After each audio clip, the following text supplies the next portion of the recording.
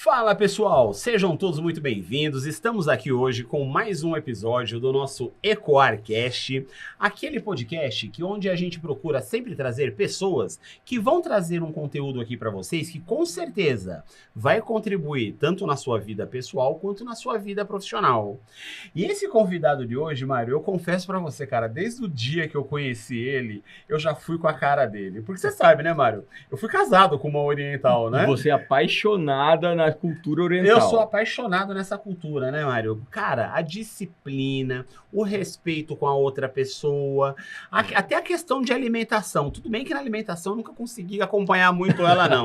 Mas assim, gente, eu vou falar pra vocês, é uma cultura maravilhosa. E se tem um país que eu, Césio, tenho na minha lista de países que eu quero conhecer, é o Japão. E quando eu conversei com esse rapaz, ele me trouxe uma coisa que eu falei, cara, isso você tinha que levar para o podcast. Ele começou a mostrar para mim a preocupação que o japonês tem quando, por exemplo, um turista chega no país, como que eles vão tratar o turista, o respeito com a outra pessoa. E ele traz isso para o que ele entrega nas empresas. Para o que ele entrega nas empresas, inclusive, né? A gente vai ouvir aqui Ikigai. Conhece Ikigai? O Wabi-Sabi. Ele vai falar sobre isso daqui. Tem mais uma lá, como é o que ele falou? É Motenashi. Motenashi. E tem o Ishigo Ishii. Eu quero... Essas palavras fazem diferença no seu estilo de negócio. Sabe o que eu achei bem interessante? O pai dele é Mário, seu Mário. Seu Mário. E a mãe dele é Maria. Então, olha só, aí, tá tudo em casa. Tá tudo em casa, cara. Tá tudo além disso, além dos 4 filhos que ele tem, casado com a Celina, ele tem um pet PCD. Um cachorrinho. Ninico. Ele tem, né? Então, assim, ó. E as histórias que esse nosso convidado vai trazer serve para que você leve o seu negócio num outro nível, para um outro patamar. Exatamente. Vamos trazê-los aqui? Bora apresentar, né? Não, deixa eu apresentar. Por favor, tá contigo. Galera, eu quero que vocês me ajudem aqui a receber com um monte de curtida, com um monte de aplauso aí para quem estiver assistindo. Meu amigo e agora meu irmão, Cícero Yamazaki. Cícero, seja bem-vindo, meu amigo.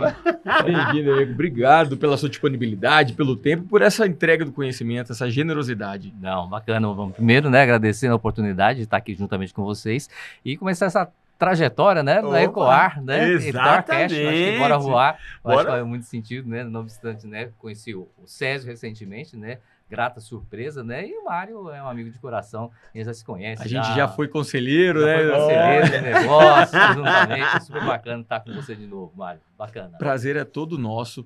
Agora, Cícero, uma coisa que eu percebo muito na sua fala é a autoridade que você traz natural, essa sua serenidade e fora o seu conhecimento absurdo que eu já tive o prazer de ouvir, né, você aconselhando empresas. Fala um pouco quem é Cícero Yamazaki, que inclusive tem uma história bem interessante. Aliás, várias, né? Várias histórias. São várias. Bom, então me apresentando, né? Sou Cícero Yamazaki, casado com a Celina Kemi, né? Tenho meus filhos, né, a Beatriz e o Lucas, né, e Juliana, né, e Marina, né, que são as minhas enteadas, né, sou avô de pet, né, que legal. São 4 pets, né, temos a Lume, né, temos a Mimi, né, e temos o Ninico, né, que é um cão PCD, né. Olha, que legal. Então isso é super bacana, né, sou filho do seu Mário e Dona Maria, né, sou maringaense, né, esse nome, Maringaense, a gente não consegue ainda falar, né. Sou maringaense de nascimento, né, paulista de criação, né, e brasiliense, né, por paixão, né, eu costumo dizer. A Brasília, inclusive, tem aquela questão, né, você ama ou você odeia. Exato. Nós dois, no caso, a gente ama aquela cidade, né? Cidade é maravilhosa. Cidade é maravilhosa, né? Convivi aqui, né, por mais de 20 anos aqui em São Paulo, mas quando você vai para Brasília, você acaba se apaixonando, né?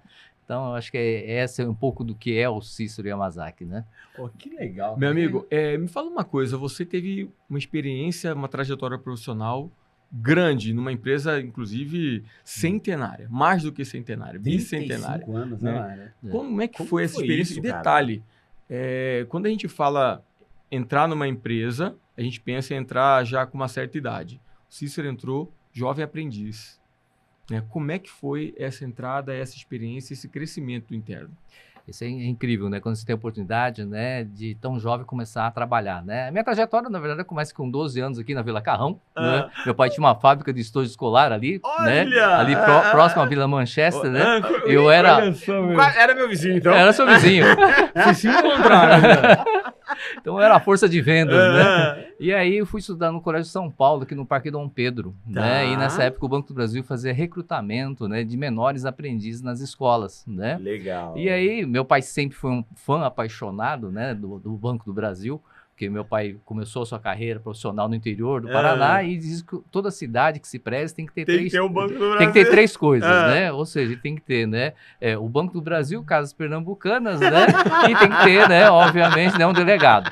Então meu pai sempre falou, recomendou os amigos, né, para trabalhar no Banco do Brasil. Inclusive minha professora, né, do primeira série do primário, né? Ela é colega do Banco do Brasil também, aposentada também. Olha, e viemos legal. nos encontrar anos depois. E minha trajetória começa lá na Rua São João, número 32, 14º andar, dia 1º de outubro de 1981, quando tomei posse como menor aprendiz. Que legal, né? olha. Banco do Brasil, jovem aprendiz.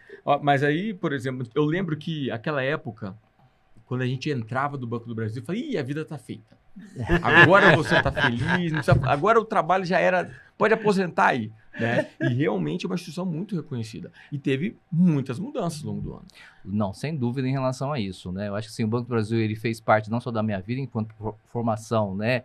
Enquanto pessoa, mas principalmente enquanto profissional. E a grande oportunidade de você trabalhar numa grande empresa, e principalmente uma empresa com mais de 200 anos, que é o caso do Banco do Brasil, é a oportunidade de você, o que a gente conhece hoje como intraempreendedorismo, né? Que a gente chama de job rotation, né? Uma grande empresa possibilita você transitar por várias áreas, né? Dentro de uma grande empresa. Então, eu comecei lá como office boy, né? Carregando papel, na antiga carteira de comércio exterior, né? Que hoje a gente conhece hoje, né? Como Apex, né? Sim. E aí eu tive a oportunidade de transitar não só na área de comércio, na área de comércio exterior, mas na área internacional, na superintendência do Banco do Brasil, nas diretorias, né? De varejo, meios de pagamento, né? De produtos e serviços bancários. Então, acho que foi uma grata surpresa, por quê? Porque essa empresa passou por uma transformação, né? E ao longo, né? Você tá dentro dessa empresa e participar desse processo, né? E aí tive várias oportunidades, né? De ser implantador aqui no Siscomex do estado de São Paulo, né? Trabalhar com o início do programa, a implantação do programa de qualidade dentro do Banco do Brasil, da Fundação Dom Cabral, né? Nas décadas de 90. Olha, que fantástico. Né? Trabalhar na superintendência do Banco do Brasil, na área da expansão, né? Do estado de São Paulo, né? E aí, né, em 97, né, fui designado, né, como representante do estado de São Paulo para trabalhar num grupo de trabalho de reestruturação da antiga BB Cartões, né, que foi incorporada administrador de cartões de crédito do Banco do Brasil. E aí, né, 17 de janeiro de 97, né, aportei, né, em terras brasilienses, cidade pela qual eu me apaixonei, né. E nesse período a gente teve várias oportunidades, né? Trabalhar, né, na criação de boa parte, né, das subsidiárias do Banco do Brasil, né, direto e indiretamente em termos de projeto. A primeira delas, que a gente conhece como a Cielo, né, que é uma das 3 maiores adquirentes de cartão de crédito, né, e transitar. Você né? trabalhou na implementação. Eu costumo dizer, né, que eu fui a pessoa responsável pela integralização do parte do capital do Banco do Brasil, né? Olha. Nós tínhamos aqui uma sede aqui, uma filial da BP Cartões aqui em São Paulo, na Avenida Angélica aqui em São Paulo, aqui. E aí uma das funções, quando a empresa foi criada, né, foi a levar os POS, né, como parte da integração do capital do Banco do Brasil. Né? E chamei uma Kombi, né, botei os poucos POS que tinha, fui aqui no Jaguaré, aqui, né, perto aqui, de Altino, e integralizar parte do capital do Banco do Brasil, né? E a partir daí, né, fiz parte do processo, Essas né? histórias ninguém sabe. Não, essas histórias ninguém sabe. Opa. É o back-off. A turma viu o negócio hoje tudo bonitinho, maravilhoso, mas não sabe que foi. Foi bastidor, né? Para quem é mais antigo, né, vai lembrar, né, que os cartões de crédito antigamente, né, tinha o famoso mata-pulga, né? Exato. Aquele papel carbono, assim, passava aquele negócio. Às vezes você olhava, eu tenho que passar de novo. Era, né? Tinha que copiar, né? E aí eu tinha um chefe, no chamado de Sucodama, ele falou assim, não, você precisa ir lá, ajudar o pessoal lá a organizar, né? Eu falei, não, bacana, tal, né? Aí fui lá, aqui na sede do Jaguaré, aqui, tinha um galpão lá que juntava os 4 bancos que criaram, a antiga Visanet, que se tornou Cielo posteriormente. Aí me deparei lá com um galpão lá, com quase 1000 pessoas lá dentro, chegando malote 4h30 da tarde, não parava de chegar malote, e os pessoal digitando naquela época, se digitava, né? Nossa, filho. Então, assim, digitar não é no teclado de não é computador, no entendo, teclado. né? Digitar é na máquina datilográfica. Era uma coisa de louco. E hoje não, né? Hoje tudo é sistematizado. Automatizado, tudo. Então, você imaginar o que era aquela loucura, né? E essa mudança, né, de uma empresa muito tradicional, né, uma empresa do século XIX, né, e que cresceu e se modernizou. E você fez parte dessa modernização da empresa. Eu acho que assim, a indústria financeira tem esse arcabouço de tecnologia muito, muito latente, né? Acho que faz parte do DNA, né? Então, assim, uma das primeiras tentativas, né, naquela época, né, 96, 97, a internet chegando. Quem lembra da internet de escada sabe o que eu tô falando. Aquele chiado. A produção vai colocar o barulho. Produção. Né? Então, assim, então a chegada da internet, né, trouxe a disrupção em relação, né, à indústria, né, financeira como um todo, à indústria de meio de pagamento. A gente fez parte desse processo e ao longo dessa trajetória a gente teve a oportunidade de participar, né, dessa ascensão, né, tanto profissional, né, quanto em termos de conhecimento, não só na Cielo, mas também em outros processos, né, culminando, né, ao final da minha trajetória, né, após 35 anos, né, a minha aposentadoria no Banco do Brasil. E aí, ao longo dessa trajetória, eu tive a oportunidade de trabalhar em vários projetos, né, boa parte da criação de boa parte das subsidiárias, né, do Grupo Elo, né, da Alelo, né, hoje que é a maior empresa de vale alimentação, vale refeição, né, o iFood está aí para justamente entrando no mercado, né, eu acho que o Diogo Barreto é fantástico, ele trabalha muito com tecnologia, a própria Liveda, que é uma empresa de programa de relacionamento, voltar para clientes bancários, né, que é o maior programa de fidelidade em relação a isso, junto com a Múltiplos e outros programas, né, similares em relação a isso. A gente acompanha essa transformação e, por fim, trabalhando como conselheiro, né, de parcerias estratégicas do Banco do Brasil em empresas, né, como a Petrobras, como a General Motors, né, Saraiva e tantas outras empresas, assim como a Visa e Mastercard Internacional. Só isso, cara. Só isso. Agora, fala a verdade, então, com um currículo desse. Entre em contato e a gente se vê no próximo episódio. Brincadeira, né? Você é um ávido leitor e isso veio do seu pai. Exato. Né? E, além disso, é um autodidata. Não, sem dúvida, né? Como é que isso reverbera da sua vida? Olha, tendo toda essa experiência do Banco do Brasil, toda essa experiência profissional. Eu acho que reverbera, né, a começar pelo nome, né? Acho que provavelmente você vai procurar um Cícero japonês, talvez você não vai encontrar raríssimo. Eu, pelo menos, esse ano faço 60 anos, eu ando no cavalo, né? Mas eu nunca encontrei um Cícero. Cavalo de fogo, né? Cavalo de fogo ainda, né? Então, começa pelo nome, que segundo a minha mãe, reza a lenda, minha mãe, né? Que a orientação dada, né, pela Dona Maria é que se registrasse como Marcelo. Eis que, né, no registro vem como Cícero, né? E aí tem um caminho de Marcelo para Cícero. O seu Mário olhou e falou, não, vai ser Cícero. E o meu pai tem uma característica, um ávido leitor. Né? Então, essa questão do conhecimento eu tenho adquirido, né, talvez por esse hábito do meu pai. Meu pai é um ávido leitor, seleções, revistas, jornais. E aí, nessa época, quando eu nasci, segundo ele estava lendo a história de Marco Túlio Cícero, o grande senador romano, que era um grande orador. E filósofo, né? Era tudo de bom. Não, simples, vou botar o nome de Cícero, né? O ruim de você ter um nome com as primeiras letras, né, que na lista de chamada, que você sempre é convocado, né, como primeira opção. Poucas vezes os professores invertem, né? Raríssimas vezes, né? Então o cara que é Túlio, né, ele sempre tá tranquilo. Agora o cara que é o Cícero, com certeza, meu amigo, ele vai ser... Césio te entende. O Mário fica tranquilo, não, porque o Mário ele tava ali, né? Tava sempre no meio da chamada, o pessoal já tinha passado vergonha, medo, aí já tava lá tranquilo. Então é justamente isso, essa questão, né, do conhecimento, acho que vem muito do espelho, né, que você tem dentro de casa. E aí eu acho que um dos primeiros desafios que me foi colocado à prova é que quando você, na minha época, né, quando você entrava como menor aprendiz do Banco do Brasil, você tinha uma prazo de validade. Então, naquela época, né, eminentemente só entravam meninos, né, e a gente trabalhava até os 17 anos e 10 meses. Por que 17 anos e 10 meses? Porque aos 18 você faz o serviço militar. Isso. Então, a única opção que você tinha para permanecer nos quadros do Banco do Brasil era você prestar um concurso. E não era um concurso diferenciado na minha época. Era um concurso externo como outro qualquer. Ou seja, você, literalmente, você concorria com a totalidade, né, de pessoas que se inscreviam no concurso. queriam Mesmo fazer já parte tendo desse tido grupo. experiência ali Opa. interna. Né? Mesmo você sendo, né, um menor aprendiz ou um contínuo, naquela época a gente tinha inclusive até piloto de avião, imagine. Olha né? só. Na década de 80, o Banco do Brasil já teve piloto de avião. Olha só, eu perdi a oportunidade. Perdeu a oportunidade, Você velho. vê? Tá vendo? Ah. E aí, aquela agonia, né? Porque, Tá. ou seja, eu rezando, né? Torcendo para ter um concurso do Banco do Brasil, e uma das primeiras coisas que eu fiz, e aí tem eu costumo dizer uma madrinha, um anjo da guarda, né? Chama Sueli, né? E a Sueli hoje é juíza federal, acho que até já se aposentou já.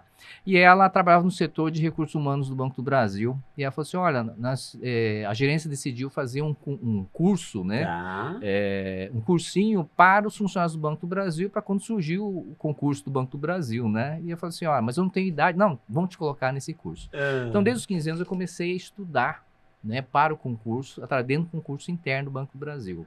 Bom, pois bem, meu prazo limite 17 anos, 10 meses, fiz 16 anos nada de concurso, Tá. fiz 17 anos nada de concurso, falei, só faltam 10 meses. É a minha chance, né? E assim, ao longo do período, o que eu fiz, né? Não, além do cursinho interno, eu também me inscrevi num cursinho também, ali no Largo do Café, ali no centro de São Paulo, perto do Martinelli, edifício Martinelli. Edifício Martinelli, Isso. opa. Então, Dizem que ele é assombrado. tem altas histórias, né? Dizem que ele é... Eu não tenho nem coragem de entrar. E ali, aos finais de semana, eu vinha, né? Eu morava na Zona Leste, né? Sou cria da ZL, né? Zona ZL, E né? aí, mano? Então, quem é de São... Os manos estão tudo Os manos, a gente Não, só quem tenho é- que encontrar meus manos aqui, Não, cara. quem é de São Paulo, né? Tem o Tuca, né? Tem a Domingueira, né? Do Juventus. meu Deus, Quem é mais, só nossa. vai entender quem é mais antigo, tá, pessoal? Então, eu fazia isso no final de semana. Então, durante a semana, né? Eu saía da Zona Leste, que eu estava de manhã cedo no Correio de São Paulo. Então, pegava o ônibus 5h30 da manhã para entrar no colégio, em São Paulo, às 7 horas. Trabalhava estudava até meio-dia e 40. Saía, subia ali a 25 de maio, Ladeira Porto Geral, Boa Vista, Rua Líbero Badaró, 582. Entrava, assinava a folha de ponto. Olha, Subia, meu almoçava Deus. e trabalhava das 13 até as 19 horas. E depois voltava, Nossa. né, para a Zona Leste. Na antiga Companhia Municipal de Transporte Coletivo, CMTC, cuja eu li sobre isso. Eu nunca andei naquele ônibus. Isso é uma história. Você viu Era no Google, azul né? branco, se eu não me engano. Você viu no Google, né? A imagem é bem antiga, né? Tá certo. Então, durante a semana, tinha um horário, né, que o meu supervisor, né, me liberava, né, Gil Henrique Mairink, né, me liberava para eu fazer o cursinho. Tá. Fazia o cursinho e final de semana eu estudava. E 17 anos e 2 meses, faltam 6 meses para eu sair, saiu o concurso do Banco do Brasil. E aí, vamos fazer a inscrição. E eu tomei posse na agência 0018. Aqui vai uma curiosidade das agências do Banco do Brasil. O número da agência corresponde justamente à sua criação. Então é a sequência? é a sequência. Uau, Tanto cara. que até hoje... Até hoje, então a 001, que é a Centro Rio, é a Tá. primeira agência do Banco do Brasil, né? Porque o Brasil já quebrou, né? Oh, Obviamente. Tem essa história também, né? Mas a 001 é Centro Rio de Janeiro, 002 é Manaus, e assim sucessivamente. 04 é Santos, Tá. né? E a 0018. E o concurso ao qual eu me inscrevi foi justamente o concurso 0018. Olha só. E a minha colocação, né, interna Não. foi 0018. Eu vou jogar no bicho, rapaz. Anota aí. Não pode, né? Vou jogar no bicho. Ó, apaga. Vai jogar em alguma coisa. Joga na Mega Sena. Mega Sena, E aí, essa questão do conhecimento advém, eu acho que desses vários fatores, né? Então, justamente é isso, né? Então, a vida tem a questão do Wabi-Sabi, né? A questão da impermanência, você aceitar a disruptura da vida, é justamente isso, né? A nossa vida é feita, né, de momentos, né? Perfeito. Então, cada momento existe, né, obviamente, uma disrupção, né? Que a gente chama, que o Flávio Augusto fala muito, pontos de inflexão, né? Ponto de inflexão. Que é Opa. justamente isso, né? Então, como é que você aceita a impermanência e o que é que você, de fato, né? O que é que faz com que você se motive, né? Assim, a motivação é a ação, o motivo Hoje, para você ação. inclusive, isso daí é uma pedra fundamental do que você trabalha dentro das empresas. É uma pedra basilar, né? Então, acho que assim, é o conhecimento, né? Ele traz clareza. Então, uma das palavras-chave, né? Existem duas palavras-chave que eu uso na minha mentoria, né? A primeira delas é a clareza e a segunda é a ousadia, né? Muitas vezes as pessoas têm clareza naquilo, né? Que se propõe em termos de objetivo, ou seja, propósito. Mas em termos de coragem... Mas a ousadia é que, de fato, a ousadia é o quê? É ousar, né? Que Ou vai seja, diferenciar, né? Aquele que vai fazer acontecer para aquele que vai ficar só no papel, né? aquela famosa situação que quando você está no colégio, né? Estudando, né? A professora faz uma pergunta, né? E sempre você sabe a resposta, né? Mas sempre quem é ousado é aquele que responde. Errado ou não. Errado ou não, é ele quem se destaca. E aí, é aquela coisa, né? É aqueles famosos encontros, né? Depois de 10 anos de formado, 20 anos de formados, aí você olha pro cara e fala, pô, era o cara que sentava no fundão, o cara que era bagunceiro, eu não estudava. Pô, mas o cara tá bem de vida. Por quê? Porque ele desenvolveu um negócio chamado comunicação. E é que eles eram ousados. Então, o mundo é feito, né, daquelas pessoas que são ousados, mas não basta ser ousado, né? Se você não tiver clareza a sua ousadia... De como fazer, o que fazer... Né? E com essa experiência de 35 anos, de tudo que você vivenciou ali dentro, que não dá para medir em tempo, 35 anos, né? Hoje você traz para os negócios, como grande mentor desses novos negócios. De que forma você faz esse trabalho, Cícero? Hoje a gente faz através ou das palestras, né? Uma das palestras é a palestra, né, Ikigai, né? Liderança Ikigai, liderança com propósito, que justamente né, o que o Simon Sinek fala no Golden Circle, né? O círculo de ouro, né? Comece pelo porquê. Comece pelo porquê. Né? Então, boa parte dos empresários, empreendedores brasileiros que a gente vê são os empreendedores de acontecimento. Ou seja, né, o cara se viu numa determinada situação, vou empreender, né? Mas ou nem ele sabe o porquê que ele tá fazendo aquilo, né? Eu costumo dizer assim, né? O cara, ele faz um curso de direito e ele abre um escritório, mas ele não é empreendedor, né?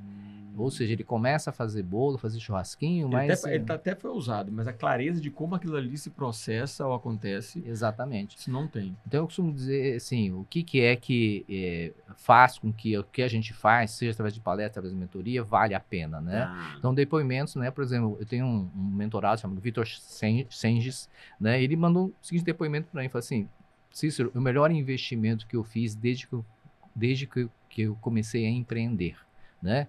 Que justamente ele coloca no depoimento, vocês conseguiu extrair de nós aquilo que nem a gente sabia.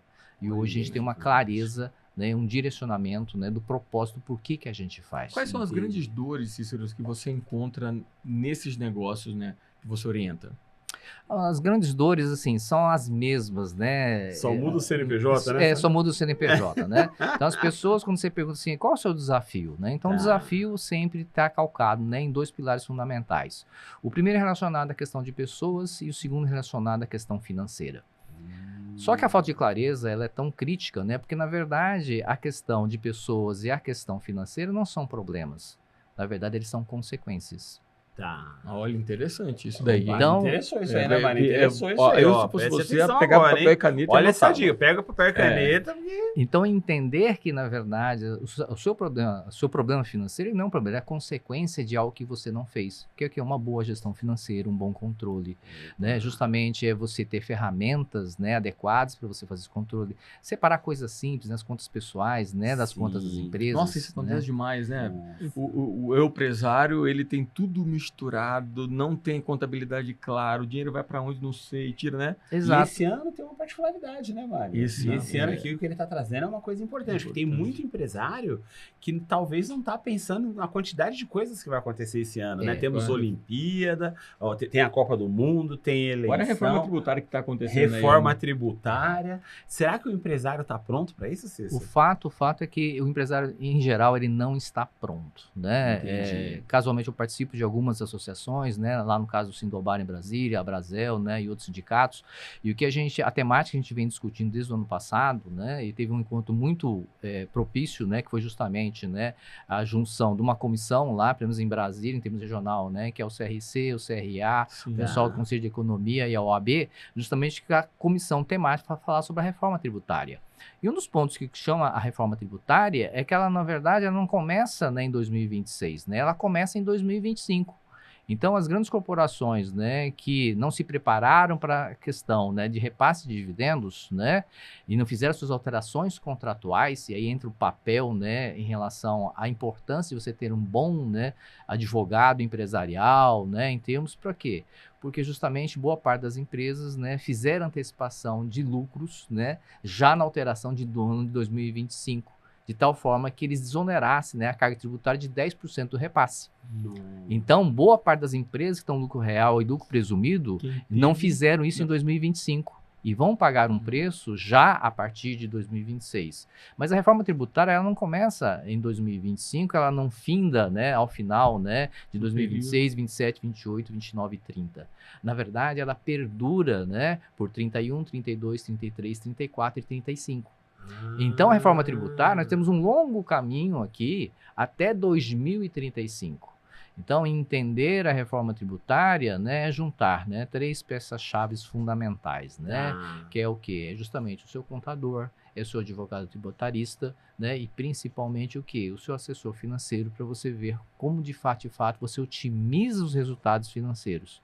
Então, se a reclamação hoje, né, é porque falta dinheiro, na verdade, existe uma pedra basilar, que é o conhecimento e ter clareza quais são os movimentos que você faz daqui para frente. Dá para ter clareza, inclusive, do que você constrói dentro de um negócio. Exatamente. Quando você é o orientador, o filósofo, o prático, né, aquele que dá clareza para dentro de qualquer negócio, isso aí é dinheiro. É dinheiro, isso é o dinheiro na mesa. Já por outro lado, a questão de pessoas, por exemplo, nós estamos numa discussão agora, né? Famoso 5x2. Tem essa discussão agora da escala de trabalho, né? Então, como é que vai ficar, né? Então, assim, vamos imaginar, né? Óbvio, existem várias teses em relação a isso, nós vamos imaginar, né, no mundo, né, de Poliana, né? É o mundo de Sofia, né? Então, é o quê? É de fato, se hoje, né, na regra atual, 6x1, né, no caso das mulheres, você tem que conceder 2 finais de semana, né, de folga para as mulheres, né, com a escala 5x2, isso diretamente traz uma oneração. Oneração para quais setores? Que são os setores de serviços. Então, bares, restaurantes, né? Imagine o posto de gasolina, imagine hospitais. Então, se de fato eu vou implementar uma escala 5x2, ao invés de 44 para 40 horas semanais, existe um custo, né, econômico financeiro que impacta de ordem geral no quê? No consumidor. Porque, como diz aquela célebre frase, não existe almoço de graça.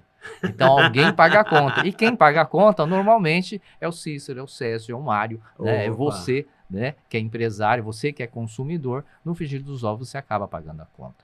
Então, quando a gente fala em termos de pessoa, como é que a gente trabalha, né? Por exemplo, uma das grandes discussões, né, em termos, né, de gestão de pessoas é a famosa alteração da NR1.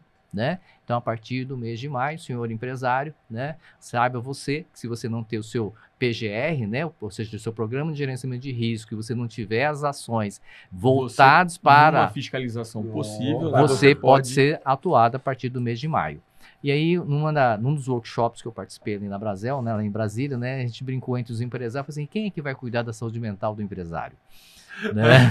Porque vai precisar. A gente fala muito isso. Inclusive, eu vou ter contato amanhã com a sua médica. Ai, meu Deus do céu. Doutora Juliana, o que eles falarem pra senhora, não acredita, por favor, tá? Amanhã a gente conversa. Então, de fato, quando você fala assim, que a questão, né, o problema das pessoas, na verdade, existe todo um escopo, né, anterior em relação a isso. Entender no Brasil, um país privilegiado, né, por vários aspectos, em relação à questão da multiplicidade de cultura, né, e a questão da adaptabilidade, né? O brasileiro, em qualquer parte do mundo, ele se vira. A gente tem uma questão, né? Isso é muito bem visto em vários setores, né? Vários setores, no mundo inteiro. No mundo inteiro. Então, você vê essa questão da adaptabilidade. Então, a gente somos privilegiados. Então, a gestão de pessoas está muito mais no quê? Na gerenciamento dos riscos, entender a cultura, entender justamente a grande dificuldade das empresas hoje é como eu implanto uma cultura na minha empresa. Exato. E aí tem um ponto temático fundamental. No ano passado, no iFood Movie, teve eu só lembro o sobrenome dele, acho que esse nome é Marcelo Alcoforado, que é um antropólogo. Ele assistiu uma palestra dele, né, fantástica, ele falando sobre a questão, voltando aqui para o segmento, né, de bares e restaurantes, como lidar com as 5 gerações existentes. Hoje, no mundo atual, nós estamos falando Cícero da geração X, Geração Y, geração milênio, geração Z e geração alfa. E tem os baby boomers E tem ainda, alguns- né? tem alguns ainda. Tem os a gente baby tá com- boomers ainda. Então, vamos entender assim, como é que é essa temática, né? Eu e você provavelmente somos da época que a gente ia numa biblioteca, fazia trabalho papel ao maço, escrevia esse Mas negócio eu também na sou. história. Não, É. porque olhou pra mim, eu percebi, né? Ó, você Não, tem que ir eu- até a eu barba. gostei, assim, eu né? gostei. Ó, Cícero, eu deixei até, ó, Meus até pinguei, grisalhos, ó, meus Cícero, grisalhos olha pra falam, ele também. Eu não conheço papel ao maço. O que é isso? Que é Ó, isso? Mimeógrafo? Você vai falar que você não sabe o que é mimeógrafo. Nossa. Não, pelo Nossa. amor de Deus. Negócio de bebida? Quase isso, era um prazer fazer Oh, prova, você dá prova. Eu não sei, não, mas me falaram que tinha um certo cheirinho, né? Um certo cheirinho rapaz. maravilhoso. Oh, meu Deus. Eu quero fazer a prova, eu quero... E hoje em dia a gente falar sobre a questão, né, hoje da inteligência artificial. Então, quando a gente fala da primeira geração, nós estamos na quarta revolução industrial. Sim. Né? Então, se a gente poder entender, né, a geração da combustão, a geração da energia elétrica, a questão das internet das coisas, estamos falando sobre inteligência artificial generativa, o que nós estamos falando? Como é que a gente comunica com esse pessoal? Uma nova geração, né, que Eles nasceram nasceram na internet, praticamente. na internet. E aí, obviamente, o que a gente vê hoje, né, e vários psicólogos, né, o pessoal da área de saúde aponta, né, que a nova geração, ele tem, né, obviamente a hiperatividade, ele tem problemas com ansiedade, né, e aí recentemente saiu um estudo, né, trazendo justamente qual que é o comportamento dessa nova geração. O que essa geração está buscando? Ele está buscando menos conectividade, ele está buscando mais o quê? Mais qualidade de vida, mais em termos de saúde. Então, a indústria de bebidas, por exemplo, já vê isso com preocupação. Tanto é que no portfólio você vai ver produtos, né, sem álcool. Sem álcool. É uma nova Sim, tendência. opa. Né? Inclusive, a gente... Indústria alimentícia Eu saí, hoje, né? eu saí do carnaval agora, né? Ah. Eu prefiro não comentar como é que foi o carnaval. Mas... O que aconteceu em BH, Não, o que fica em BH. aconteceu fica lá. Fica por lá, né? Mas assim, a gente percebe a variedade de bebidas. E mesmo dentro de um bloco, a bebida com e sem álcool.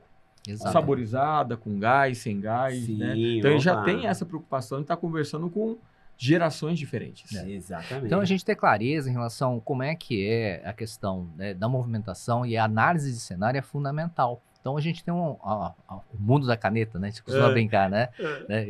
Eu participei desse grupo também, né? O pessoal do Monjaro. Começarei semana que vem. Mas é uma O coisa... grupo da caneta, eu achei interessante. O grupo da caneta. O grupo da caneta. O O grupo da caneta. E é engraçado, rapaz, que as pessoas não têm coragem de admitir, cara, que participaram da caneta, né? Por quê? Não sei, cara. Tem gente que diz, cara, como é que você emagreceu? Academia. Academia, dieta. pensamento. Aí, rapaz, Pensamento. você puxa lá o extrato bancário do cara, farmácia 2 e pouco. O que é isso, cara? Cara, é um Munjoro. Então, picanha. então, o que a gente vê hoje, né, no sistema de alimentação, que alguns restaurantes adotaram essa tendência. Você ter pratos para o pessoal da caneta. Olha só. Então, assim, restaurantes aqui também têm adotado essa O tendência. McDonald's saiu uma entrevista essa semana que está se preparando para a geração da caneta. É mesmo? O McDonald's, Olha. cara, porque já tá interferindo assim em todos os setores, né? Drasticamente, Então, né? de fato, quando você olha, né, sobre o aspecto de conhecimento e clareza, é justamente isso. Quais são as tendências de mercado? Até falar em tendência de mercado, falou a McDonald's, realmente, né, a indústria do arroz está preocupado. Né? E aí eu tô vendo arroz integral com uva passa. Olha só. Esse dia Olha. experimentei. Para fazer em casa. Falei, pô. Então, essa questão, né, do conhecimento, né, traz essa questão de você ter clareza. Agora, como é que você quais são as atitudes, as ações que você adota frente, né, às novas tendências, né? Então, de fato, estamos falando de um segmento, né, porque tem um aspecto da culinária que vem da Dona Maria, né, Dona Maria Celeste. E aí, eu e minha esposa, nós somos embaixadores da Rosa Takemata, você conhece lá em Brasília, né? Que Que inclusive, sexta-feira vai ter a inauguração do yakiniku, né, o famoso BBQ japonês. Olha só, vai ser onde fantástico. lá? Vai ser ali na 201, ali na Asa Sul, né? Excelente Inauguração. localização, Rafa. Né? Quando você for ao Japão, você vai ter... Com certeza você vai encontrar o Mário lá. Olha, Olha. com certeza. Se tem uma coisa que eu gosto é experimentar a gastronomia. E é uma coisa interessante, né? Que a gente, quando a gente foi pro Japão, a gente experimentou o famoso yakiniku, né? Lá no Tá. Japão, o famoso wagyu, né? Kobe, não Kobe, né? Eita, Ou seja, meu né? Então pai. realmente você... Me deu até... Então imagina você ter essa experiência, né? Então eles estão inaugurando. Então eu e minha esposa, nós somos embaixadores da Rosa Takematsu, que é o grupo Rosa Takematsu, Tá. que envolve não só o Donburi, mas o yakiniku hoje também, Hai Sushi, né? O Mio Restaurante e também do Tiziana Werner, né? Olha, o Tiziana é Olha, maravilhoso cara. lá. O Tiziana tem um rodízio de risoto. Tá. A assinatura dela é incrível, maravilhoso. É assim, Hoje- chego lá, um vinho, um risoto e uma música. Exato. Tiziana, você é maravilhosa. Então a gente faz a promoção, né, dessas Tá. marcas em relação a isso. Então, né, a sinestesia, os 5 elementos, né? Então a gente fala, né, e aí o que me chamou muita atenção, né, no seu livro, chamou muita atenção esses elementos E sinestésicos. esse livro é bom, né, cara? Esse livro é bom, né? É Excelente. fantástico esse livro. E Eu não conheço esse autor. Só que eu acho que vale a pena ler. E eu, na verdade, já usava a sinestesia para o mundo dos negócios, né? Legal. Então, em 2022 tive a oportunidade de ir para a Expo Dubai, né? E em 2020 nós fomos para a Expo Osaka, né? Para quem não conhece a Expo, eu recomendo que vá. A Expo ela acontece de 5 em 5 anos numa parte do mundo, é onde são apresentados, né? O que existe mais de inovador em termos de mundo. Ela começou em Londres, né? Acho Tá. que, se não me engano, em 1800, 1790, uma coisa assim. E ela acontece a cada 5 anos. E eu realmente não conhecia. O próximo é quando? Vai ser em 2030. Eu só não sei qual país que vai ser. Não sei se vai ser Austrália ou vai ser no México. Eu já vou ver se a Ecoar, ela já Estaremos manda pra lá. mim. Nós, É. se você é claro Já- até lá, eu já. vou- eu vou aproveitar, Estaremos vou lá e pedir vamos com o Cícero. Vou pedir, Vamos com ele. vou pedir pro senhor dar um jeito de... Vale muito a pena, porque 2020 era para ser 2020, mas quando a pandemia acabou acontecendo Mudando a segundo semestre de programação. 2021 e acabou no nos primeiros meses do mês de 2022, estivemos lá com a missão do Sebrae. Eu fui Tá. através de uma missão do Sebrae. E ali a temática era justamente essa questão da ESG. Então, quais são as soluções em termos de tecnologia, né, para o mundo moderno, né, em termos, né, do enfrentamento climático, né? E aqui 2030 foi muito nessa pegada, muito mais voltado no segmento de tecnologia, né, e quais são as soluções em relação à questão das problemáticas, né? Até uma ESG realmente é um ponto crítico, né? É um ponto sim. que está em evidência em termos do mundo. Então você vê as soluções, as mais simples, por exemplo, em 2022 eu vi uma solução da Malásia que simplesmente era um stand, né? Um stand de mais ou menos uns 5 andares, que simplesmente ele era todo feito e composto com as plantas, né, da região da Ásia. E por incrível que pareça, você imagina que você está em Dubai.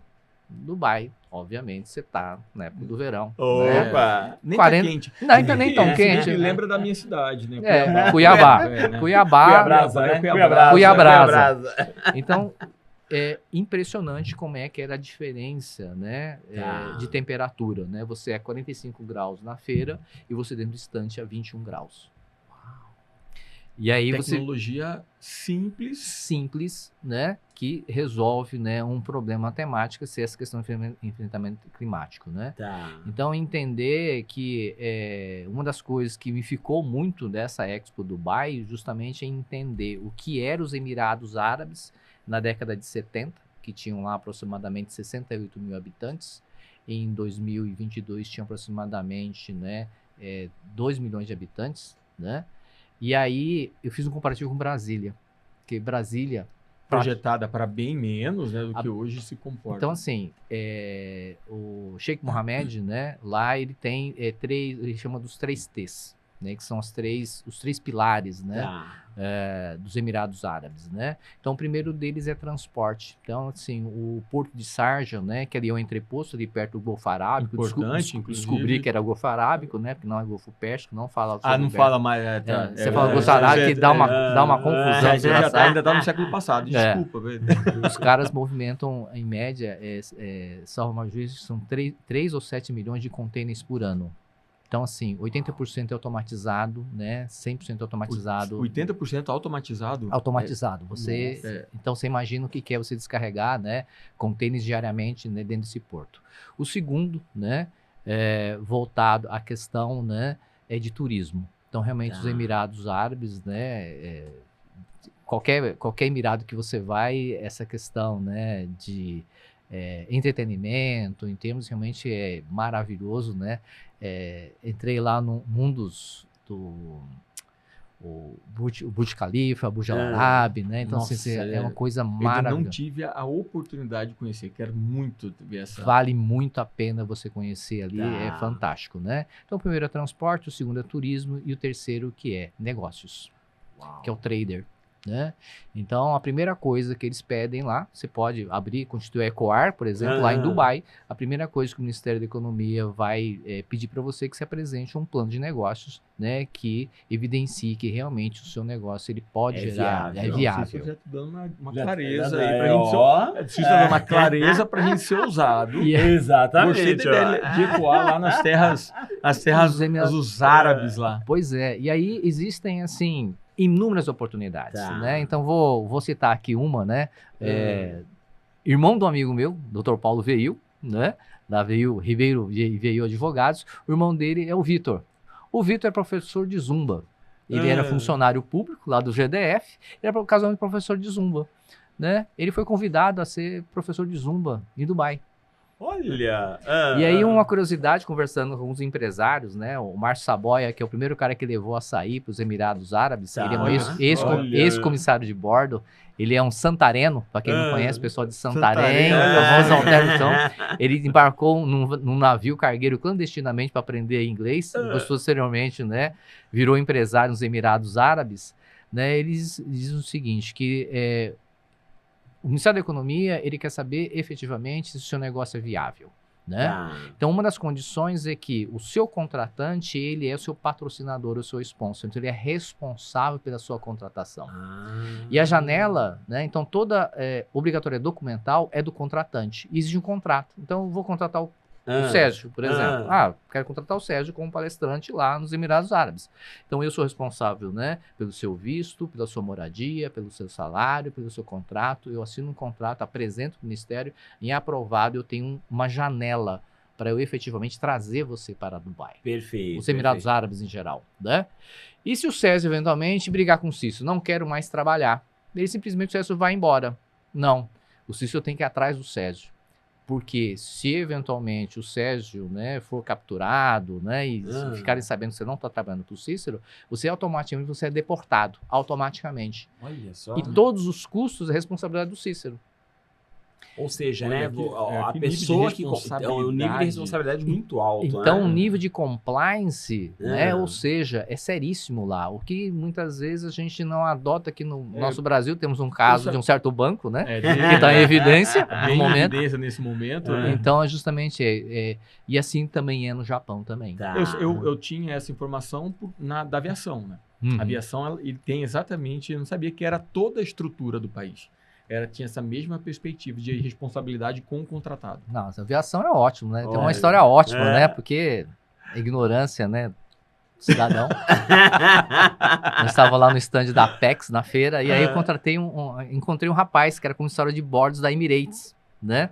Um rapaz novinho de Brasília, e eu conversando com ele, você é comissário de bordo?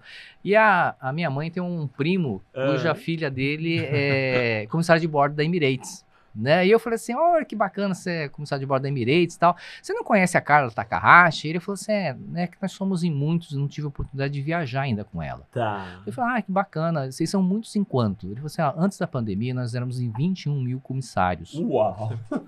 Atualmente nós somos em 15 mil. 21 mil. 21 mil. Eu pensei que a Gol tivesse grana. Eu trabalhei lá e falei, gente, agora não. E aí, uma criancinha. Então os nossos advisors, né, que nos acompanharam nessas visitas, né, uma delas foi comissária de bordo, né, lá da Emirates. Foi assim, a melhor maravilha de você trabalhar na Emirates, porque é uma das maiores companhias aéreas. É a questão que a escala é ruim, porque normalmente eu perguntei pro menino, você tá indo para onde? Eu tô indo pro Zimbábue e volto daqui a 35 dias. Nossa. Eu falei, mas daqui a 35 dias, você já sabe a escala? Eu falei, não, eu vou saber quando chegar no Zimbábue. Quando eu chegar no Zimbábue, eu vou saber se eu vou para Paris, se eu vou para o Brasil, se eu vou para Tóquio. A escala A escala por isso assim, que eu pensei muito na possibilidade de voar fora, né? Tá. Falei, não quero, deixa eu Não trabalhar. deixa eu ficar por trabalhar aqui. com o César. E aí ele dizendo, falou assim, e ela dizendo, falou assim, não, é uma maravilha, porque a única despesa que eu, na época era comissária de bordo, era o quê? A despesa do celular. O resto, Só? a Emirates providencia tudo. Até creche para filho, para tudo, né? tudo. É um benefício, é uma responsabilidade que tem com um contratado assim absurda. Muito grande. Muito bom. né? Agora também tem que dar o devido retorno, né, pro trabalho, né? É uma troca. A minha mulher, ela fala assim, não é possível, gente. A gente tá viajando aqui há 18 horas aqui, a moça sai aqui como se tivesse acabado de tomar banho, né, linda, maravilhosa, maquiada.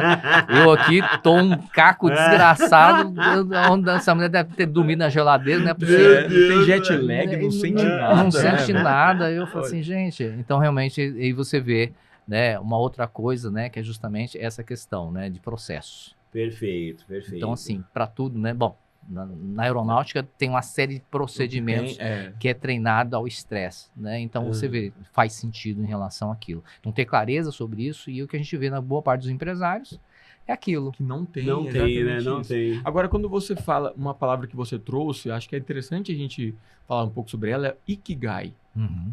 E você defende muito isso dentro dos seus processos internos, é quando você vai trabalhar dentro de uma empresa. Eu acho que isso é um ponto fundamental, um ponto crítico, porque quando é que o Ikigai entra na minha vida? Entra justamente no momento em que eu me aposento. Dia 26 de dezembro de 2016, me aposento. Então, até então, era o Cícero, né, executivo do Banco do Brasil.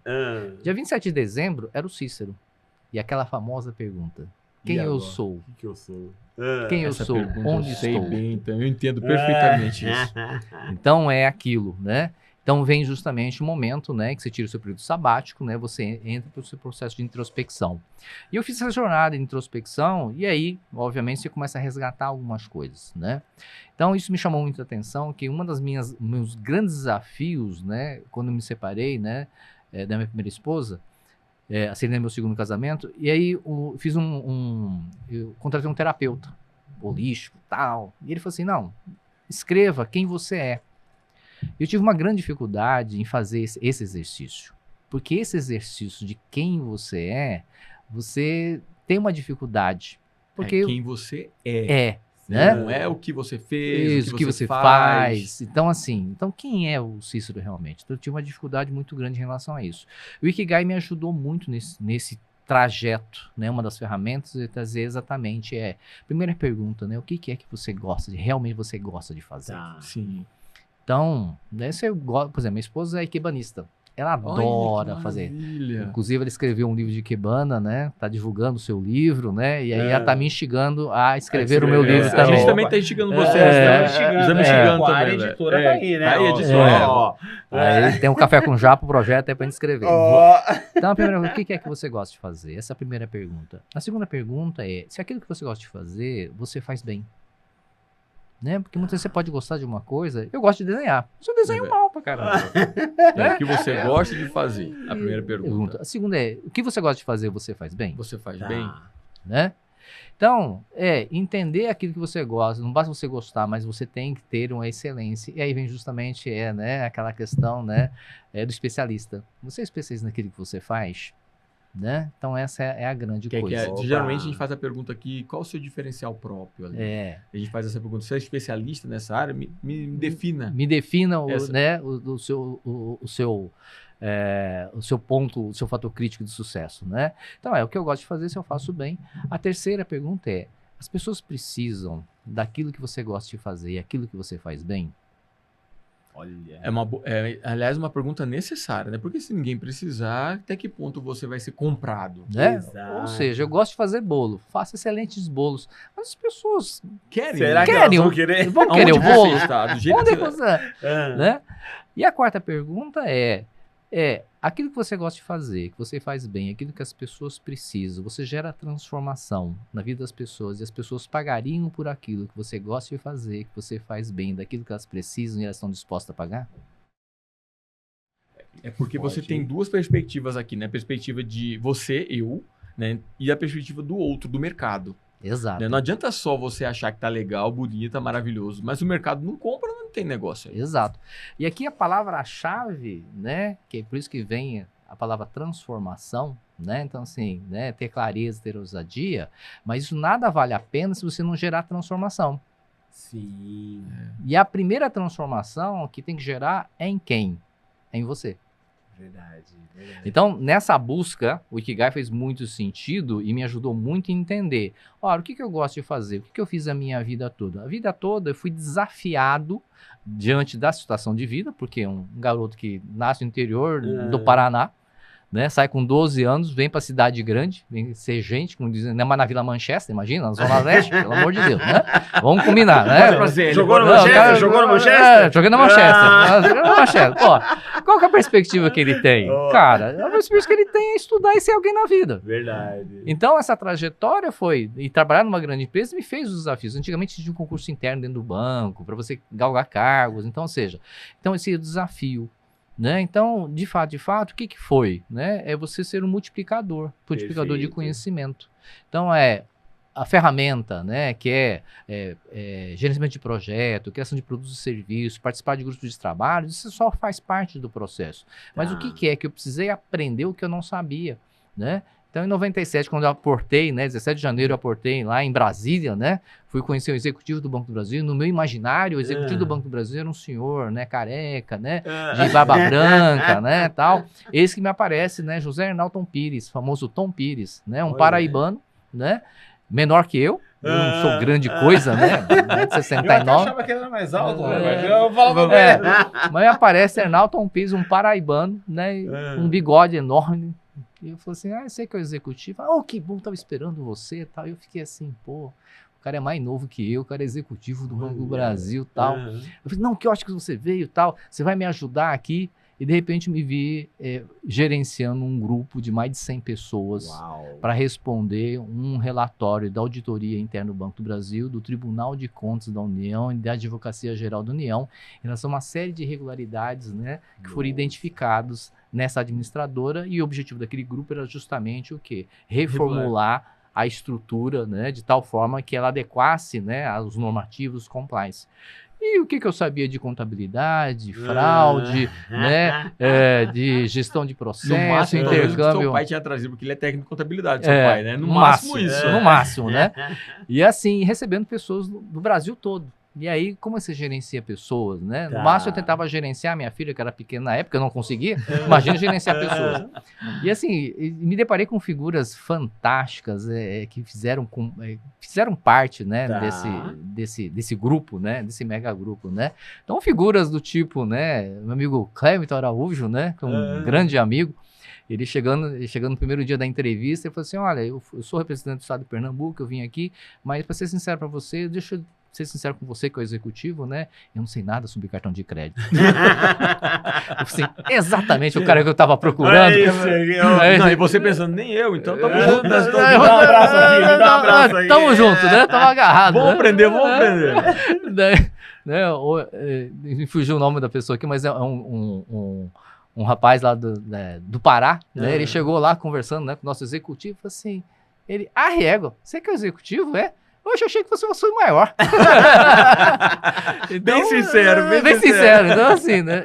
Aí eu pensei isso, mas não falei, viu? Se eu sincero. Eu também pensei, mas justamente eu acho que o que a vida traz para você, e aí o que eu entendi, né? De fato, o que é que eu posso entregar de tal forma, né? Lidar com as diversidades é um fator crítico de sucesso. Que é a questão da impermanência que você traz no ABSAB, né? O ABSAB é justamente essa questão da impermanência, né? A aceitação da impermanência e trazer aquilo que para o seu presente. Então, o que é que eu posso extrair de bom nesse estado de impermanência? O mundo é impermanente, a nossa vida é impermanente. E como é que a gente abstrai em termos do que a gente tem a aprender? Essa filosofia vem muito do budismo, né? É muito dessa questão do budismo, essa questão do zen, né? Budismo, então, assim, tem muito essa questão, né? Do Oriente em geral, né? Esse conhecimento, que é milenar, né? E essa reconexão, né? Com o Japão me fez trazer muito isso à tona, né? E é interessante, né, Cícero, assim, porque você une o ESG, a hora que a gente fala em social, também tem uma responsabilidade para com o empresário, com o gestor. Né? Você une o ESG com a tratativa da saúde mental, né, da pessoa e dos processos de negócio. Você une um tripé assim, fundamental para o sucesso de qualquer empresário ou qualquer empreendimento. É fundamental, porque eu também já fui empresário também, né? Sabe Então, das dores. eu já tive uma ótica, né, aqui no Vale do Paraíba, né, São José dos Campos, né? Região do Vale do Paraíba. Chamava Ótica Cristal, ela não existe mais, porque ela quebrou literalmente. São José dos Campos? São José dos Campos. E ali, meu sócio Bruno, né, depois, obviamente, né, ele continuou com o negócio, a gente permaneceu com sócio durante 1 ano, né, foi um grande aprendizado, mas de fato, é aquela coisa, né, da impermanência, né, porque a gente só montou a ótica porque era meu ex-cunhado, ele é, inclusive, né, oftalmo, né, e ele é um grande oftalmo, né, reconhecido ali na região, na cidade, em várias cidades, ali em Cruzeiro, em toda aquela região, né, do Vale do Paraíba. E aí a ideia foi assim, não, cara, só tem um grande cara aqui, pô, vamos abrir uma ótica que aí eu indico, né, meus clientes para vocês, né, e vai dar bom. Né? E realmente a gente montou esse negócio, o negócio foi um sucesso, não fosse ele separar da minha cunhada, que também era oftalmo. Não fosse isso. Não fosse isso, o negócio daria bom. Né? Sabe com quem você vai fazer a sociedade. Exato, entendeu? Então, aí eu falei assim, bom, então entender de mercado, entender sua escala de fornecedor é fundamental. Então, aprender plano de negócio na prática, né? Fundamental. Então, foi uma ótima experiência. Aí, a segunda experiência foi, eu e minha esposa, nós somos sócios do Robson Chiba. Nós somos sócio-operador de uma loja que não existe mais. Não sei se você lembra, a famosa Praça do Mercado, no Shopping Morumbi. Nós somos sócio-operador de 95 a 2000. Uma lojinha de 18 metros quadrados, né? Com a minha ex-cunhada, né? Que é irmão do Carlos Sadak, né? Que comendou também, era sócio também do fez negócio com a família inteira, né? A família inteira. Época do mato, o outro tal. Sabe a experiência, como é as boas coisas e coisas não tão boas assim, né? E ali acho que foi um grande aprendizado. Nós éramos sócio-operador, muito mais a minha ex-esposa, né? Que trabalhava diretamente. Meus filhos ficavam literalmente na caixa de tomate, meu mais novo, principalmente, né? Ia trabalhar com a minha ex-esposa todo dia. Mas ali a gente aprendeu muito, né? O que a gente conhece hoje como delivery, como take-out, a gente não tinha iFood na época. Perfeito. A gente tinha motoqueiro próprio. Então a gente vivenciou as dores, né, do empresário, né? Do que é você pagar o seu condomínio, o seu imposto, você ter processo trabalhista, né? Então a gente teve situações assim do cotidiano, né? De gerente roubar o caixa do final de semana, né? Você ter um acidente. Você sabe bem também o que é, né? A gente teve uma situação, né, muito crítica lá, que um dos nossos motoqueiros, né, veio a falecer durante o expediente. Nossa, Então, como é que você lida isso, né, no seu emocional, no seu cognitivo? E aqui a importância de você ter sócios, né, no seu negócio que tenham experiência, né, e te tragam suporte. Então, eu acho que essa vivência, né, tanto do lado, né, de você quebrar um negócio, né, e do outro lado, né, você ter um negócio onde você tem um suporte, fizeram essa parte, né, da trajetória de quem é o Cícero, né, e obviamente, né, dentro dos processos, dentro das parcerias varejistas do Banco do Brasil. Então, isso trouxe um grande aprendizado, e aqui como é que você lida isso, né? Então, como é que você tem que ter clareza e tempo de resposta? Para usar no momento certo, da maneira mais adequada para o seu negócio, né? E aquilo que eu falo, né? Todo mentor precisa de um mentor, né? Então, a importância de você buscar conhecimento naquelas pessoas que já passaram por isso, que a gente chama de repertório.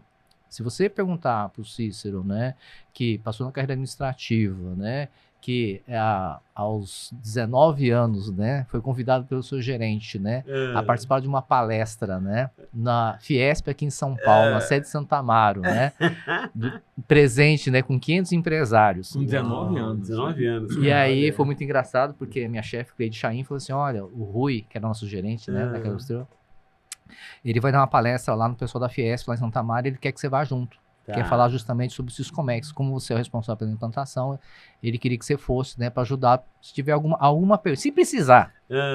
Voltei para casa, fui buscar meu único terno, que era maior que eu, minha única gravata de crochete, naquela época gravata de crochê era moda. Era moda, né, era um terno da Zarbo,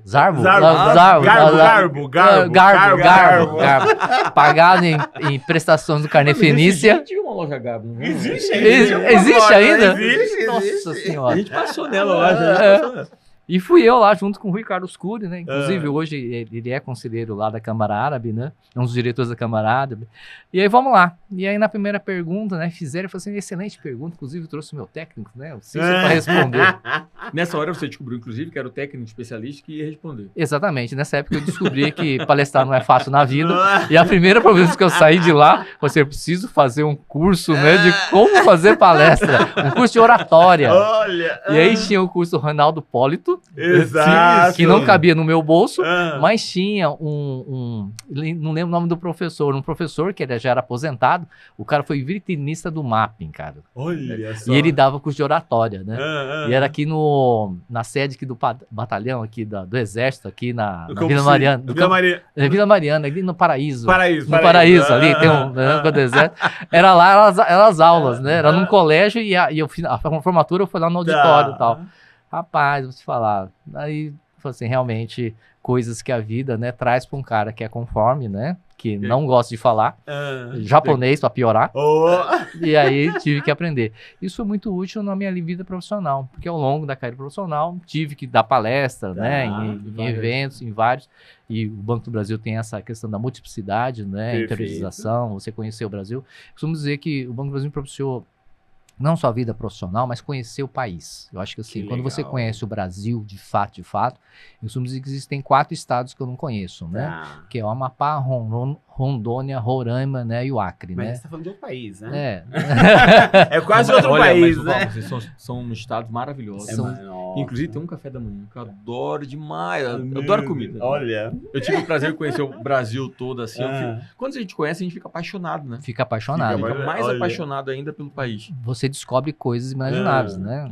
Alter do Chão eu conheci, graças a Celina, né? Minha esposa, minha atual esposa, tem parentes lá em Santarém, fui conhecer Alter do Chão. Cara, fantástico. Um ano sim, um ano não, a gente dá um jeito de ir para Alter do Chão. Quem não foi, eu recomendo Santarém, é maravilhoso. Mas, meu amigo, que bate-papo maravilhoso. A gente percebe que tem muita coisa mais que a gente Eu acho que o Cícero é um cara que a gente tem que chamar ele para de novo. Próximo bate-papo. De novo.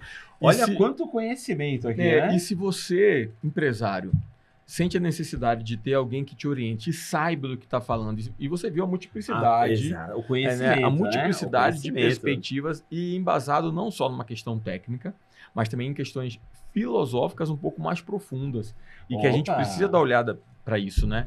Então, entre em contato com o Césio. Agora eu tenho orgulho de dizer que, aquele que falou que o japonês não sabe falar, não sabe dar palestra, hoje temos o orgulho de dizer que ele é um palestrante da Ecoar. Quem precisar, me procura, por favor, hein? Porque bora colocar... Bora fazer esse homem voar, né? Bora colocar esse Ikigai, nessa clareza dentro da sua vida, dentro da impermanência da nossa vida, construindo com clareza e ousadia. Exato. Meu amigo, obrigado pela sua Mas eu vou sua generosidade. Cícero, se você quisesse deixar uma palavra aqui para todos os empresários, o que você deixaria pra gente hoje? Eu contaria uma história. Você sabe por que o uniforme da Honda é branco? Não, me conta isso. O ano passado eu tive a oportunidade de conhecer a Zona Franca de Manaus, através de uma missão empresarial, de outro grupo de empresários que eu participo, que é a REM Brasil. E aí fui conhecer a fábrica da Honda Motos do Brasil. Você sabia que a Honda Motos Brasil, ele produz diariamente 7 mil motos, de segunda a sábado? É o Cícero que me falou esse número, fiquei espantado. 7 mil motos? Por dia. Por dia? Por dia. Meu Deus. Então, o que você entende, né, sobre ciclo PDCA, né, método A3 da Toyota, né, eu vi ali na prática. O que a gente vê na teoria... Vê na teoria, você vê na prática. E aqui tem uma lógica, né, do uniforme branco, né? Essa é a filosofia do seu Soichiro Honda. Né? Porque ele dizia o seguinte, né, que bons produtos não podem ser feitos em fábricas sujas. Olha que forte. E aí a clareza, o que tá o uniforme branco, ele tem um significado e significância, né? São 3 coisas, eu até vou colar aqui, né? Que ele simboliza igualdade, unidade e limpeza. Porque do presidente à faxineira, todos usam uniforme branco. Olha, que maravilha. Então a pergunta que eu faço para você... Como que é os 3 valores? São igualdade, unidade e limpeza. Então, e aqui eu faço uma pergunta, né, para você que é empresário, né, o quanto né, que a sua fábrica ela está limpa? E quando eu falo em termos de fábrica, né, a principal fábrica, né, é você que é CEO, é você que é gestor, é você que participa de uma grande organização. Eu gosto muito de um livro daquele almirante americano que como é que é? Arrume a sua cama. Arrume a sua cama. Arrume a sua cama. O quanto é que a sua fábrica está limpa? Então, a primeira fábrica é você. Né? Então, aquela famosa frase, né? Mentes insanos, corpos sanos, né? Ou seja, né? Sua mente sã, né? E o seu corpo sã, né? É justamente isso, né? O quanto é que você, enquanto ser humano, enquanto elemento, o quanto é que você está organizado, né? Seja em termos de mente, seja em termos de espírito, em termos de atitudes e ações.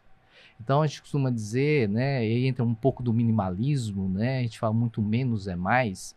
Então, a gente fala muito sobre essa questão da limpeza, né? Então, a sua casa, o seu local de trabalho, reflete o seu espírito.